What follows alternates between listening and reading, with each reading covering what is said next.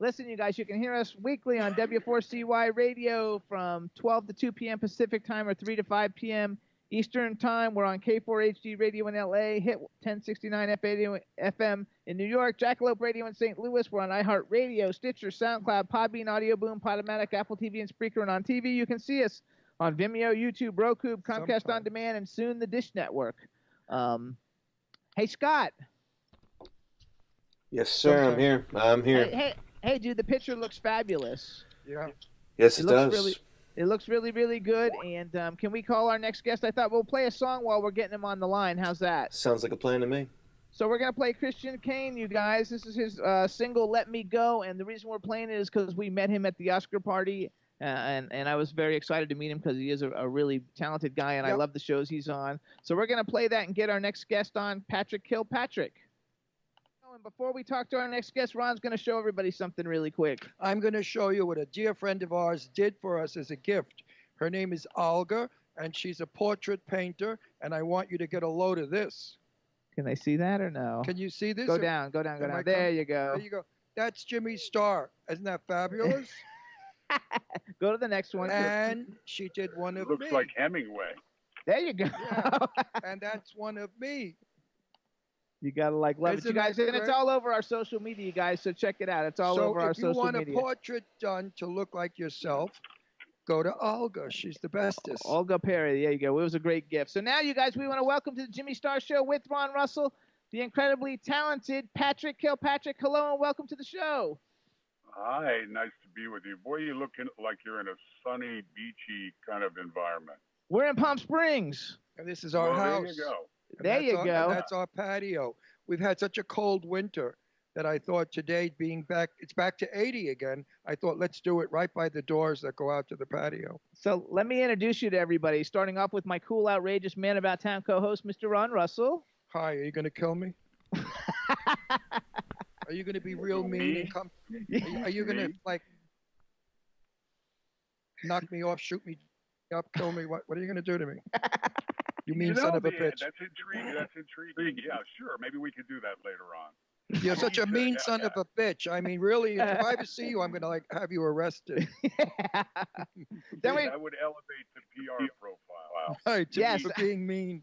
Everybody out there, you know this guy. You know this guy. You see him in a ton of movies, and he's a real mean motherfucker. Only on TV, because look at he's so nice here. Hold on, we got to finish introducing you. We've got our engineers. We've got one in Pennsylvania. Hang on, airplane. That's okay. We have one in Pennsylvania and one in Florida. We have D and Scott. So say hi to D and Scott.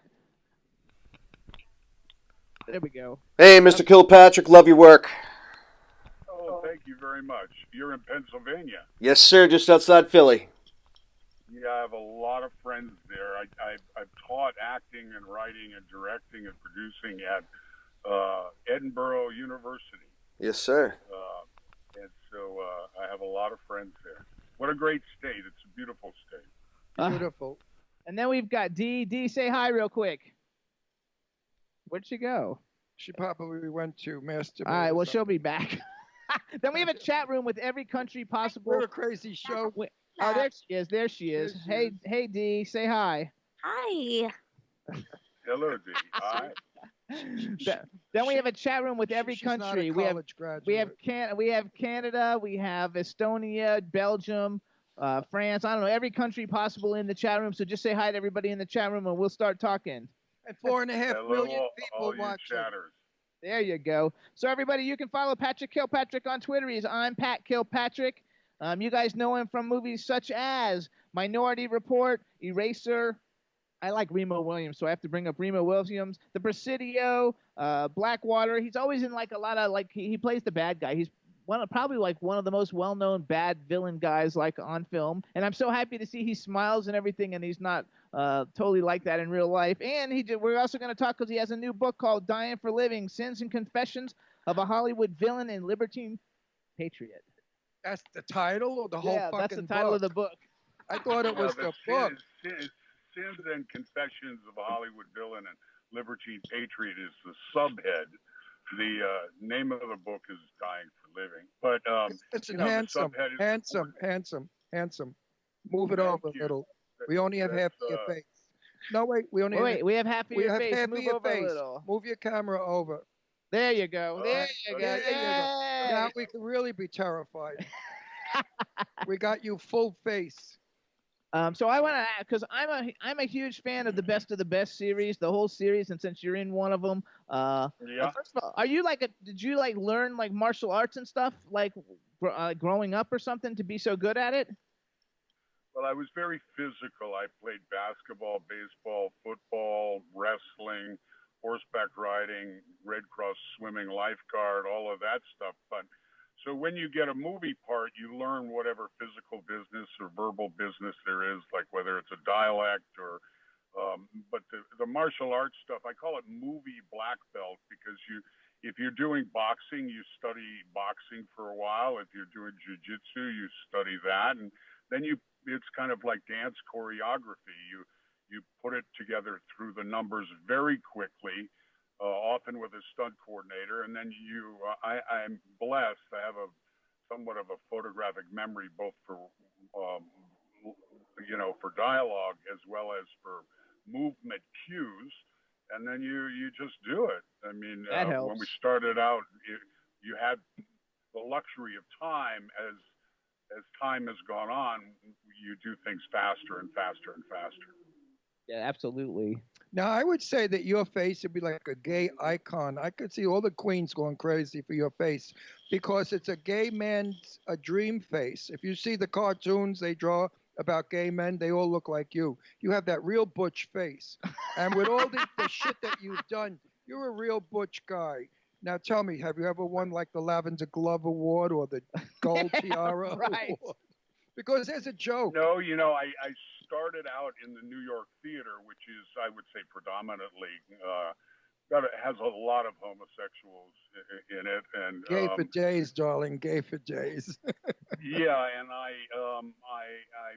really found the world really enthralling and colorful, and it's nowadays in the Me Too movement and all this other stuff. It's unfortunate. It'd be interesting to find out if they still function that way because it's very bawdy and it's very sexual innuendo, and I found it really funny. I've never won those awards. I've played some gay characters. But it's always against type. It's like gay, homicidal Navy SEAL. So they never asked you to impersonate Marilyn Monroe. No, I've done a few in that particular movie. I ended up sort of in drag, but Oh, I got to see you in drag. That's Wait, gotta what be movie is one that? ugly broad. You got to be one That's ugly a broad. movie called Palmer's Pickup, directed by Christopher Coppola, Francis Ford's nephew and Nick Cage's brother. A really interesting, fun film. Oh Yeah, my but God, I wanna you see have to that. be one ugly broad. There's no way that handsome, manly face could look like a chick. I don't give a shit how much Hollywood. It was pretty grotesque. Yeah. So, but that was the humor of it. You must have looked like a killer dyke. Well, I ended up in a shower cap and some sort of plastic outfit. I forget what it was, but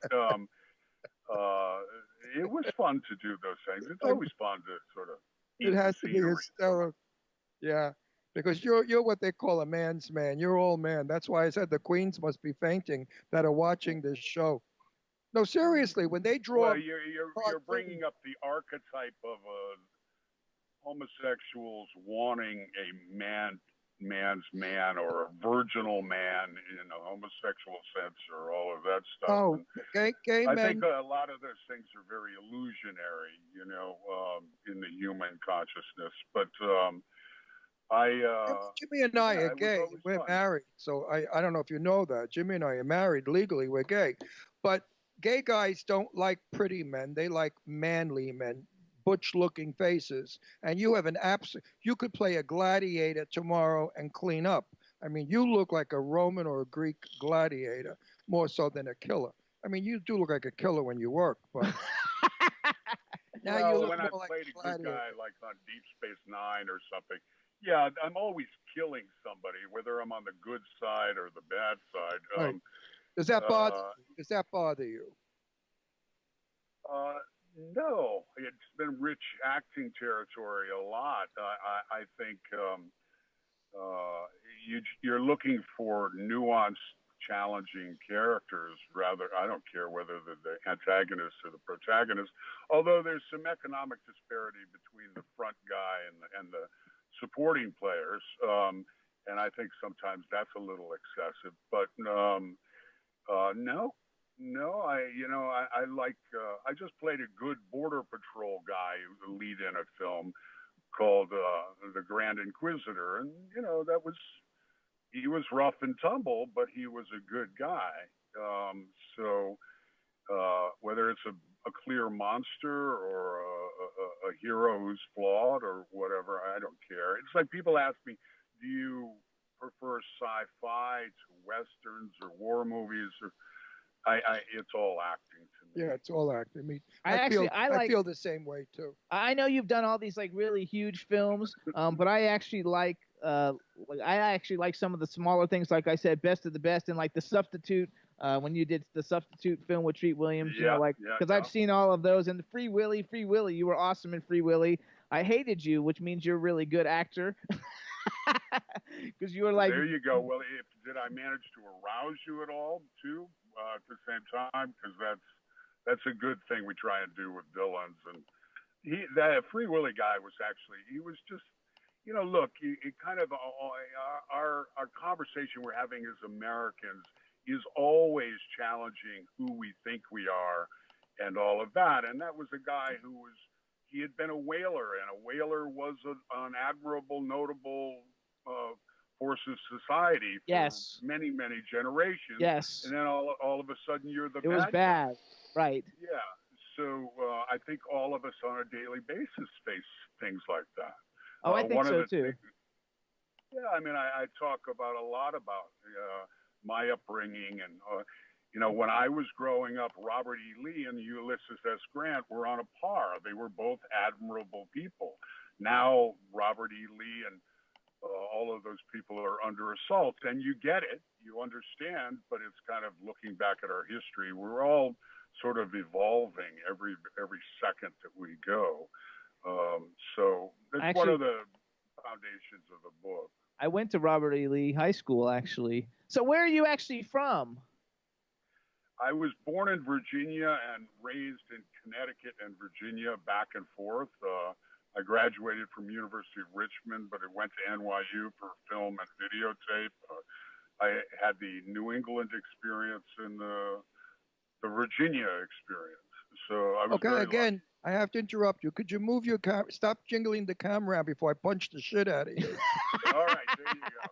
No, I want your full face, not your half. A little bit more, a little more. A little more. I don't have my glasses on. Let me see what I'm missing here. How's that? Hey, there you are. You were like in pieces. So I'm going to bring up another film, The Granny. I've never seen it, and I'm using it to help segue into another segment because we had Sandy Helberg and Stella Stevens on the show, and Stella Stevens is one of Ron's friends. And that segues us into old Hollywood a little bit. Sure, I love Stella to pieces. Do you love Stella? I like her a lot too because I've run into her and Nancy Sinatra and people like that who they're very pro veteran and pro wounded warrior. So I've spent time with them at events, and I appreciate that. I appreciate hence the libertine patriot. I appreciate people who don't forget that we're Americans and our military is serving us, and you can disagree about politics, but you need to celebrate the warriors. Absolutely. Stella is a sweetie, and I'm sad to say that Stella is having some mentally thinking. No, how am I going to put this nicely? She's ill. She's ill. Are you aware of it? Ron. I want to go see her. Yeah, she's in a facility now where she's being helped for her memory. I hope to God it's not Alzheimer's. Ron used to have a show called Set the Record Straight. It was on Time Warner Cable where he would interview like the legends of Hollywood, and he was really good friends with Jane Russell, and he was friends with Tab Hunter and Betty Davis and like all the old classic stars. All gone. How wonderful that is. that's a great privilege. I have lived a legendary life through my work. Knowing Betty Davis was a trip and a half. Jane Russell was my buddy. We hung out together. Tab was a dear friend for over 40 years. Hollywood's going. It's almost gone. It's a sin that the new Hollywood doesn't respect the stars the way the old Hollywood did. The new stars are not legend. They're here today, gone tomorrow. They're actors. They don't act like stars. They don't act like legends. They act Yeah. like ordinary people. That's nice if you want to be down to earth, but that's not what we want. We want stars again. We want the magic. We want the mystery, the Hollywood, the glamour, the beauty. But you guys were talking before about. You're absolutely right. Yeah. It's an interesting phenomenon. We have I can't everything tell now the is difference between most of the actors today. neither can I. Neither can And he. you know what? It's all about diversity, and I think that's bullshit. Hollywood today, the awards was putrid because it was pandering and giving away to people that are or whatever the bullshit of the politics are. Most of it was to spite Donald Trump, and that's why they were trying to push Roma. It the sounds winner. like you read the piece I posted on Facebook the other day about No, I didn't. exactly that. No, I didn't. I didn't. Anyway, Hollywood is not. Yeah, listen, I'm 78 years old, so my Hollywood is gone. But when I was a young boy, my Hollywood was about glamour, privacy. We never knew what the stars did. We never thought, does Marilyn Monroe pee? No, she doesn't pee or do cocky. She's Marilyn Monroe. We had that sort of an imagery of all the stars, which made their movies magic because we went to see them. Betty Davis, now Voyager, all her great films. And in real life, Betty Davis said the word fuck every 2 minutes and drank and smoked like a sailor. I mean, I love Betty. Betty was the most outrageous broad in the world. She would tell it just like it was. No bullshit with her. She was a Republican. She was a rebel, and she was a Yankee. And she didn't care what, in real life, but on screen, she was quite the lady. Why ask for the moon with the stars? I mean, when I used to kid her about that, she'd say to me, "Oh, shut the fuck up," and that was Betty. But nobody knew about it. The world didn't know Betty that way. And Jane was the absolute other Republican broad, and Jane was absolutely down to earth, and she'd call herself a cowboy.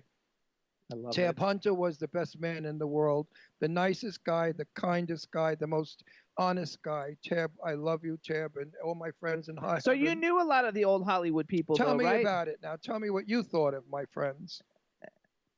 Well, I didn't know all those people. I've read Tab's biography and really enjoyed it. I mean, for me, it's a privilege to have started out with people like Kenny McMillan and Eli Wallach and Sean Connery, to have worked with Sean Connery and some of the great visionary directors like Nick Roeg and Guy Hamilton, who did all of the early Bond films. And I really enjoyed working with those people, and John Tillinger on the stage, and Tony Richardson, Vanessa Redgrave's husband, to have worked with those people right on through Spielberg and those kind of people, and his DP Janusz Kaminski. I mean, I've been lucky enough to touch that element, and I completely agree with you that today's Hollywood is not star-driven. It's very hard to tell the difference from one leading man to another. They're really fine actors, but it doesn't seem like, and that political, it's not even a patina. It's obsessive political liberalism to the point of lack of common sense that is really troubling, and actually turns America off to the influence of Hollywood. I'd say the influence of Hollywood is tremendously diminished now. Absolutely. Because of the way it's gone in the last several decades. But I've had an extraordinary time. I mentioned Eli. Obviously I love character actors, and I love the wonderful people that I've worked with. And I've had the privilege of working with a lot of great ones. I mean, I think a guy like Colin Farrell and Tom Cruise are really, really interesting characters. As an acute observer of psychology, I think I've been lovingly, ruthlessly candid in the book. And Pam Grier, Naomi Watts, Jessica Alba. I've had a good time being somewhat of like an embedded journalist, working with them as an actor for 35 years now. So let me do a little brag. Yeah, but you're younger than I. So you didn't get the legendary Hollywood, the Hollywood of the 1930s and 40s. No, but I'm influenced by it. I'm heavily influenced by guys like Marlon Brando and Bob Mitchum and James Mason. Mitch was the best. Sir John Gielgud and Olivier and all of those people. Did you know that Robert Mitchum hated acting? He only did it for the money. He couldn't care less. Oh, there we went. I know we didn't go. Oh, maybe he hit his button. We'll get you back. He hit his button. That was him. Okay. I didn't know that. Yeah, he was Jane Russell's best friend. He was Jane Russell's best friend, buddy. Jane used to tell me all the time, I used to drink Mitch under the table because Mitch could knock him back, baby, like nobody. But my Janie Pooh, she would knock him back with Mitch, and he would put him on the ground. They were quite a team together. I so miss yesteryear. I so miss it because today it's just so valueless. There's no excitement. There's no thrill. We just came back from the Oscar party, and I said to Jimmy, "This is garbage." I felt like I was at a shitty wedding. I mean, it was just crap. There wasn't, where's my Audrey Hepburn, my Grace Kelly, my Robert Taylor. So hang on. I want to do some. I'm going to do a little bragging anyway, for enough you. of my insanity. I want to do some bragging. So everybody, I mentioned some of the films Patrick's been in. Here's a very small, short list of some of the people he's worked with. He mentioned some of them: Colin Farrell, Tom Cruise, Samantha Morton. I love Jessica Alba, Arnold Schwarzenegger, James Coburn, James Caan, Vanessa Williams, James Cromwell, Meg Ryan, Sean Connery, Mark Harmon, Jean-Claude Van Damme many, many times, Dolph Lundgren a bunch of times, Stacy Keach, Joshua John Miller, he's been on our show, I bring him up, Eric Roberts, Stella Stevens, Morris Chestnut, Steven Seagal a bunch of times, I love him, Katherine Heigl, Nick Mancuso's been on our show, Bruce Willis, Bruce Dern, William Sanderson, Christopher Walken, Young Fat Chow, Michael Rooker's been on our show, Mira Sorvino, Danny Trejo's been on our show, Clifton Collins Jr.'s been on our show. I mean, and that's just a very small list of the zillions of movies he's been in, but he's worked with the elite of Hollywood. That's about it, but not the new Hollywood. This is still old Hollywood, oldish Hollywood. You're old Hollywood. No, we're gonna have to put some ether on him. Yeah, I mean he's worked here with some fabulous Eric Roberts. Please, Tom Cruise. Tom Cruise is not an actor. Eric Roberts is an actor. He's wonderful. No, but Tom, I tell you, Tom is a very dedicated action movie. He does his own stunts, and I did them with him when we were working together. He's incredibly dedicated to generating a wonderful product and experience with his movies. Yeah, but he's very superficial. He's not an actor as Sean Connery or you. Well, I mean, understand. You know what I mean? He's like cardboard, like comic book. But you've worked with some of the best actors that we have today in our business. He's a better comedian than you're giving him. I mean, he's okay, but he's not. I wouldn't put him up there with a legend. Okay. But he's a legend in box office sales. Yeah, but all the people that haven't got attention spans and they have to go see a movie that's flying all over the place.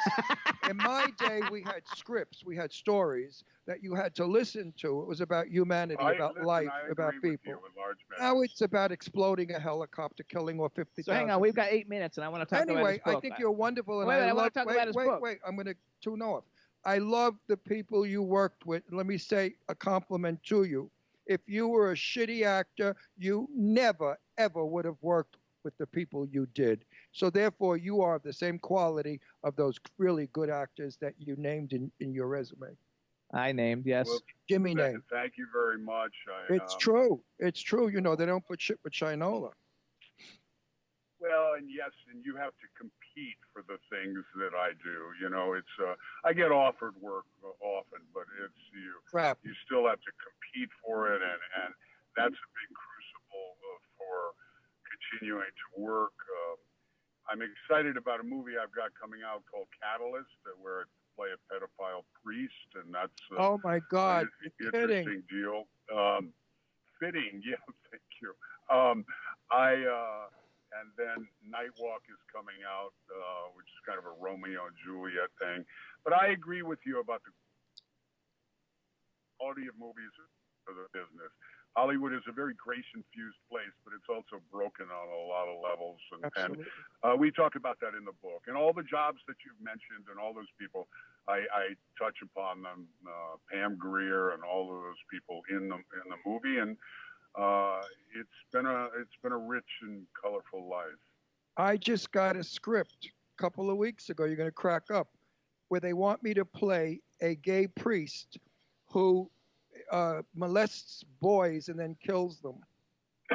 So what is this? The new thing now? Pedophile priests? I mean, Jesus Christ, where are they going to go next?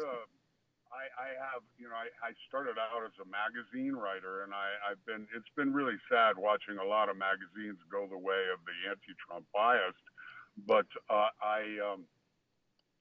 really fascinating article on New York Magazine about how the Roman Catholic Church ended up perhaps 70% gay, and yet is so extremely homophobic, and really fascinating the intricacies of the evolution of all of that. So the only time the Vatican is homophobic is when the Pope can't get the guy he wants. Yeah.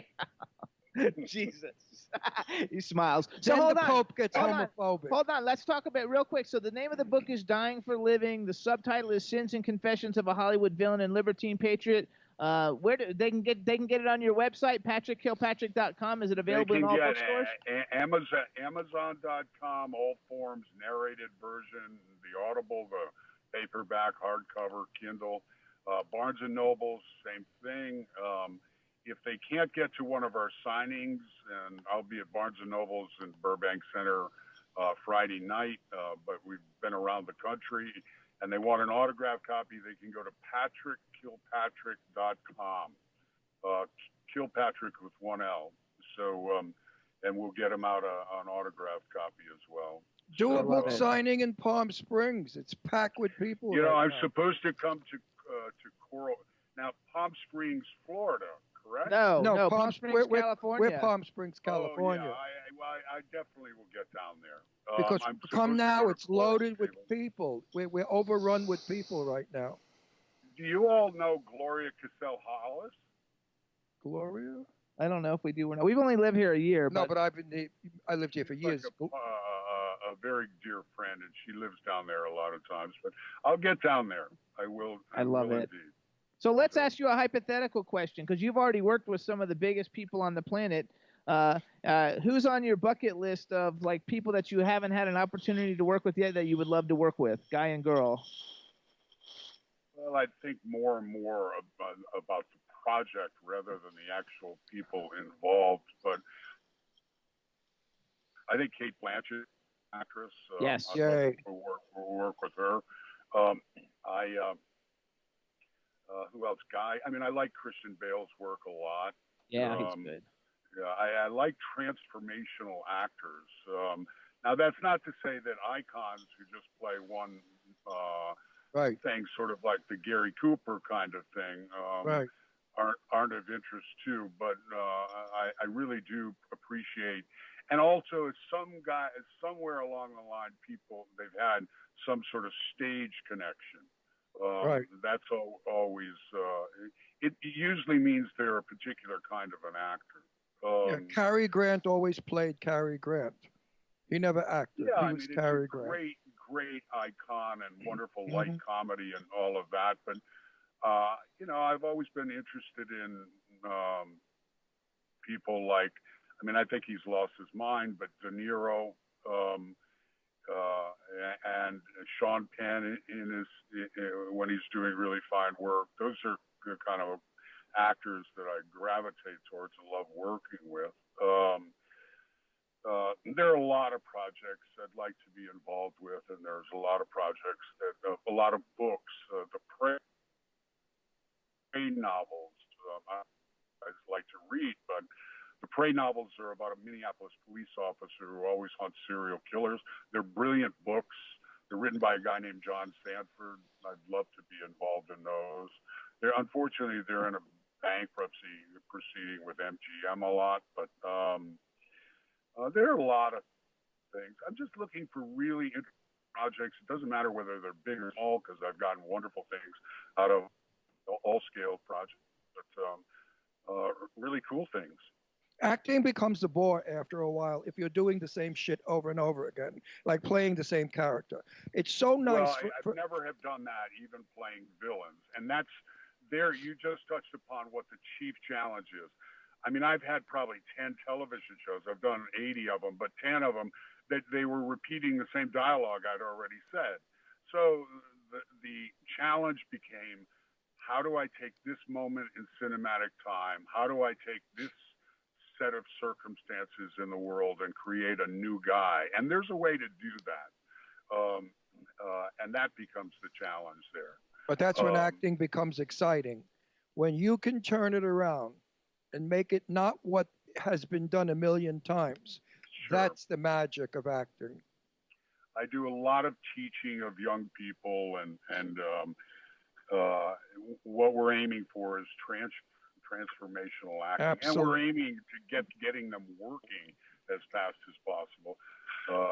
I don't think that's taught in a lot of schools.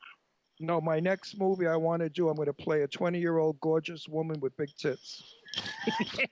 But we have the technology.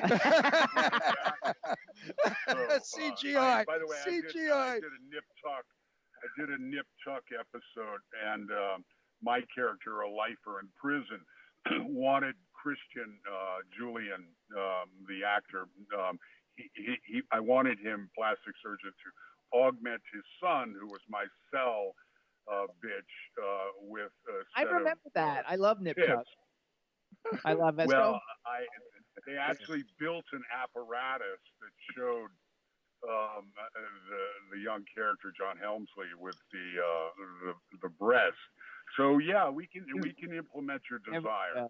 All right, so here's what we got to do, everybody. This is Patrick Kilpatrick. You can go to patrickkilpatrick.com. You can follow him on Twitter. I'm Pat Kilpatrick.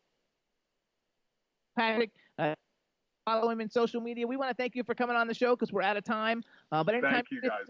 Let us know. We had a great time. Pat, thank you so much. It was a lot of fun, Pat. Back again one day. Give me a call when I'm down in Palm Springs. Absolutely. You got it, baby. Thanks. Bye-bye. Good talking to you. Had a good time with you. You're a lot of fun. All right, nice everybody. Guy. Thanks so much for tuning in. Hey, everybody. Thanks so much for tuning in. We'll be back next week. Sorry for our technical difficulties. We'll get them all worked out. Scott D, thank you so much. And everybody, we'll see you next week. See you next week. Bye-bye, everybody. Bye, everybody. Woo!